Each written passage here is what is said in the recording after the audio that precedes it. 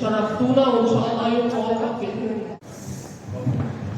ولكي لا اطيل طبعا يعني شرحت كل الزملاء بالاضافه لا انسى ان اشكر الاستاذ محمد عبد المنعم وحضوره عالمي. في نفس القناة كما في دول النامية كثيرا من المشاكل والصعوبات، ولكن رغم كل ذلك لم تكمل الدولة أن تبذل جهدا متميزا وخاصا في التعامل مع هذه الشريحة من المجتمع، والدليل على ذلك حضور رئيس الجمهورية بنفسه لأكثر من 7 مؤتمرات.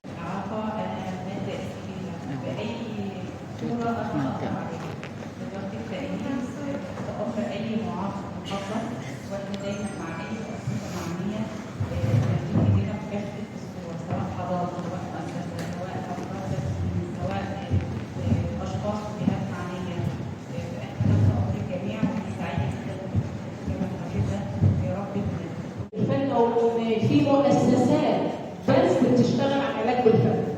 احنا كمؤسسات تابعه لمديريه التضامن الاجتماعي كلها تاهيل، سواء كان تاهيل اكاديمي او مهارات او تدخل، ولكن فكره ان يكون في مركز يخدم ذوي الاعاقه، واستحيل اقول ذوي الاعاقه وده مش بيقلل من قدرهم بس بيديلهم ثبات وبيديلهم حقوق اكثر داخل المجتمع.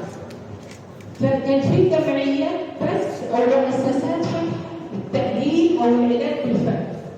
العلاج بالفن سواء العلاج بالموسيقى او العلاج بالرسم او الفن التشكيلي بكل بقى الفروع الخاصه بالثقافه.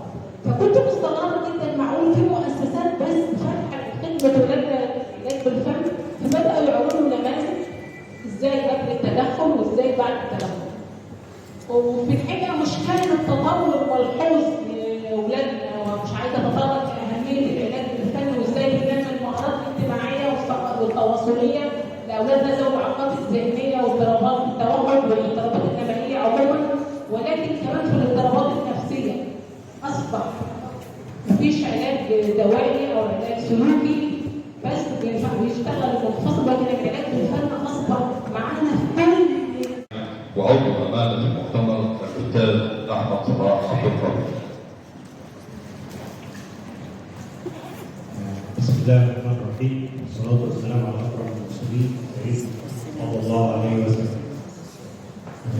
فكرة إن احنا نوجه رسالة للأستاذ جمال على تهنئته بتولي مديرية التضامن والرياض وتمنيه له كل التوفيق. أحب أرحب بالسادة الحضور جميعا، وأحب أوجه الشكر للأستاذ أشرف قائد مديرية على الدعوة والمشاركة اليوم.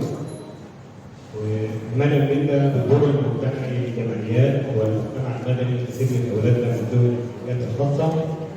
فجمعيه التأهيل الاجتماعي